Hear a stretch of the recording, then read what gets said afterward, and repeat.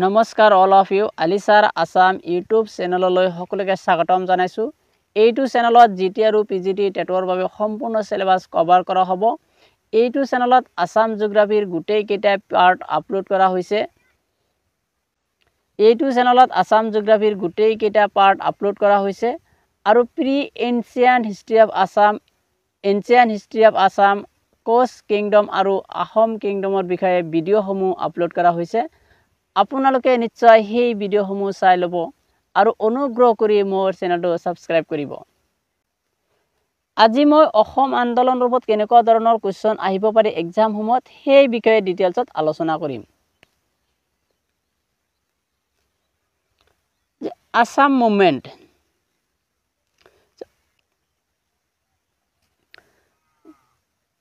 সদৌ অসম ছাত্ৰ সংস্থাৰ বিদেশী বিৰোধী অভিযানৰ নেতৃত্ব কোনে দিছিল? Option A Sarbananda Sonowal, option B Prafulla Kumar Mahanta, option C Samujjal Kumar Bhattacharya, option D none of the above. যে এই অপশন কেইটাৰ ভিতৰত আমি যদি চাওঁ ৰাইট অপশন হ'ব অপশন নাম্বাৰ বি। কি আছিল? সদৌ অসম ছাত্ৰ সংস্থাৰ বিদেশী বিৰোধী অভিযানৰ নেতৃত্ব কোনে দিছিল? যে প্ৰফুল্ল কুমাৰ মহন্ত। মনত ৰাখিব।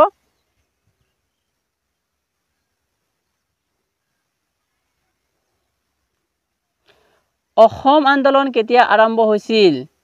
When did the Assam movement start? Option A 1970, Option B 1975, Option C 1979, Option D 1985। যে এই অপশন কেইটাৰ ভিতৰত আমাৰ ৰাইট অপশন হ'ব অপশন নাম্বাৰ সি। কি আছিল? অসম আন্দোলন কি কৰিছিল? 1979ত আৰম্ভ হৈছিল। যে আৰু অসম আন্দোলন কি হৈছিল? 1985ত শেষ হৈছিল। নিশ্চয় মনত ৰাখিব যে অসম আন্দোলন কিমানৰ পৰা কিমানলৈকে চলিছিল? যে অসম আন্দোলন 1979ৰ পৰা 1985লৈ চলিছিল। ওকে, মনত থাকিব।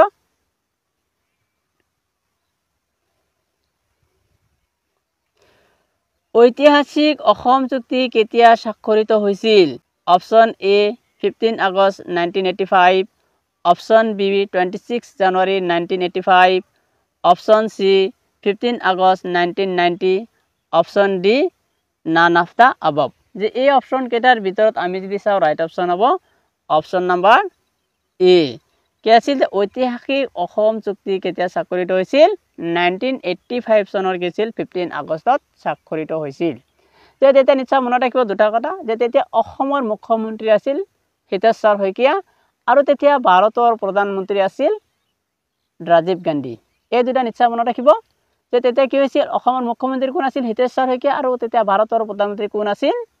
যে Rajiv Gandhi. Okay,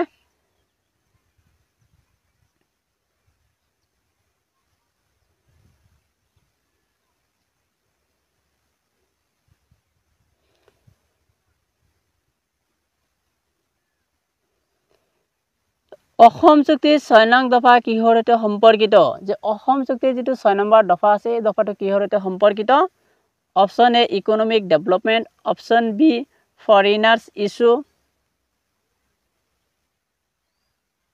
option C constitutional legislative and administrative safeguards, option D none of the above. যে এই অপশন কেইটাৰ ভিতৰত আমি ৰাইট অপশন যদি চাওঁ ৰাইট অপশন হ'ব অপশন নাম্বাৰ সি। অসম চুক্তিৰ 6 নং দফাটো কিহৰ লগত ৰিলেটেড হয়? যে constitutional legislative and administrative সেফগাৰ্ডস। Okay, মনত ৰাখিব যে অসম চুক্তিৰ 6 নং দফাটো কিহৰ লগত সম্পৰ্কিত বা ৰিলেটেড হয় এই কথাটো নিশ্চয় মনত ৰাখিব।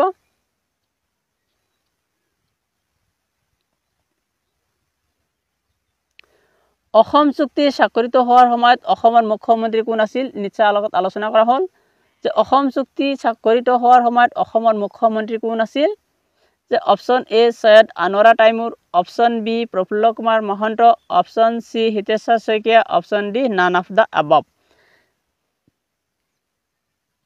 যে এই অপশন কেইটাৰ ভিতৰত আমি যদি চাওঁ ৰাইট অপশন হ'ব অপশন নাম্বাৰ সি। কি আছিল? অসম চুক্তি স্বাক্ষৰিত হোৱাৰ সময়ত অসমৰ মুখ্যমন্ত্ৰী আছিল হিতেশ্বৰ শইকীয়া।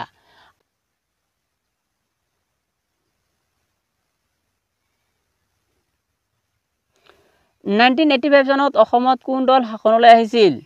যে 1985ত কি হৈছিল? অসমত কোন দল শাসনলৈ আহিছিল?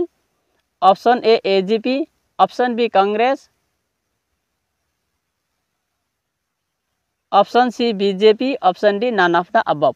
যে আমি নিশ্চয় মনত ৰাখিব লাগিব যে 1985 কি হৈছিল যে কোন দল শাসনলৈ আহিছিল তেতিয়া আহিছিল আমাৰ এজেপি অসম গণ পৰিষদ যে অসম গণ পৰিষদ দলটোৱে 1985 কি হৈছিল অসমৰ শাসনলৈ আহিছিল ওকে মনত থাকিব যে অসমত কি হৈছিল 1985 চনত কোন দল শাসনলৈ আহিছিল তেতিয়া আমি নিশ্চয় ক'ব পাৰিব লাগিব এজেপি অসম গণ পৰিষদ যে অসম গণ পৰিষদ দলে কি হৈছিল 1985 অসমৰ শাসনলৈ আহিছিল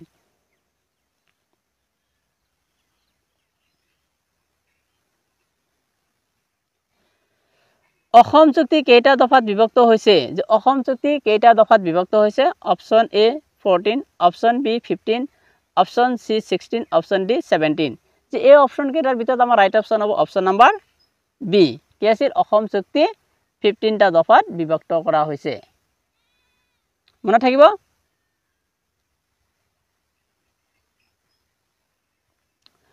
অসম আন্দোলনৰ প্ৰথম শহীদ কোন আছিল যে অসম আন্দোলনৰ প্ৰথম শহীদ কোন আছিল option A Khargeswar Talukdar option B Piyali Phukan option C Piyali Barua option D none of the above যে এই অপচন কেইটাৰ ভিতৰত আমি যদি চাওঁ ৰাইট অপচন হ'ব অপচন নাম্বাৰ এ কি আছিল অসম আন্দোলনৰ প্ৰথম শহীদ কোন আছিল খৰ্গেশ্বৰ তালুকদাৰ নিশ্চয় মনত ৰাখিব যে অসম আন্দোলনৰ প্ৰথমজন শহীদ কোন আছিল যে খৰ্গেশ্বৰ তালুকদাৰ এইটো বহুত ইম্পৰ্টেন্ট হয় আপোনালোকে মনত ৰাখিব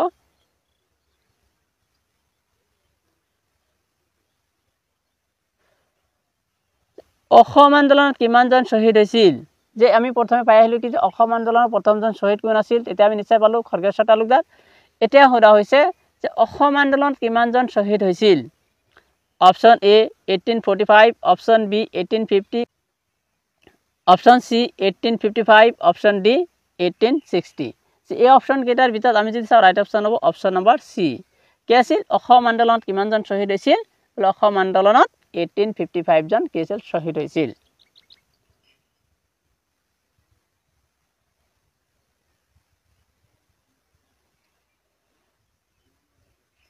অসম চুক্তিৰ ফলস্বৰূপে কোনটো সাংস্কৃতিক প্ৰতিষ্ঠানৰ জন্ম হৈছিল অসম চুক্তিৰ ফলস্বৰূপে কোনটো সাংস্কৃতিক প্ৰতিষ্ঠানৰ জন্ম হৈছিল option A Assam State Museum option B Rock garden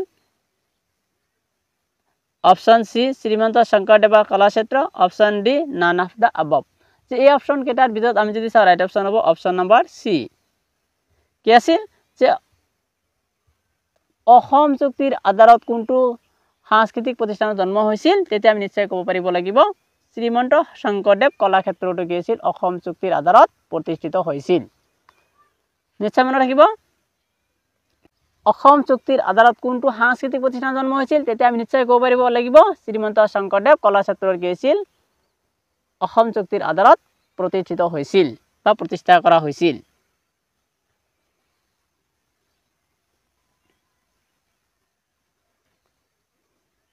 Assam চুক্তিৰ ফলস্বৰূপে কোনটো শোধনাগাৰ স্থাপন কৰা হৈছিল যে অসম চুক্তিৰ আধাৰত এটা আমি কোনটো সাংস্কৃতিক প্ৰতিষ্ঠান আমি পাই আহিলো নিশ্চয় শংকৰদেৱ কলাক্ষেত্ৰ এতিয়া কোৱা হৈছে যে অসম চুক্তিৰ ফলস্বৰূপে কোনটো শোধনাগাৰ স্থাপন কৰা হৈছিল option A Digboi oil refinery option B Noonmati oil refinery option C Numaligarh oil refinery option D none of the above যে এই অপচন কেইটাৰ ভিতৰত আমি যদি চাওঁ ৰাইট অপচন হ'ব অপচন নাম্বাৰ সি কি আছিল নুমলীগড় অইল ৰিফাইনাৰী কি আছিল অসম চুক্তিৰ ফলস্বৰূপে কি কৈছিল নুমলীগড় অইল ৰিফাইনাৰীটো প্ৰতিষ্ঠা কৰা হৈছিল নিশ্চয় মনত ৰাখিব বহুত ইম্পৰ্টেন্ট হয় এই কোৱেশ্চনবিলাক যে অসম চুক্তিৰ আধাৰত কোনটো সাংস্কৃতিক প্ৰতিষ্ঠান জন্ম হৈছিল তেতিয়া আমি নিশ্চয় ক'ব পাৰিব লাগিব শংকৰদেৱ কলাক্ষেত্ৰ আৰু যদি কোৱা হয় অসম চুক্তিৰ আধাৰত কোনটো তেল শোধনাগাৰ প্ৰতিষ্ঠা কৰা হৈছিল তেতিয়া আমি নিশ্চয় ক'ব পাৰিব লাগিব Numaligarh oil refinery okay thank you এভৰিওয়ান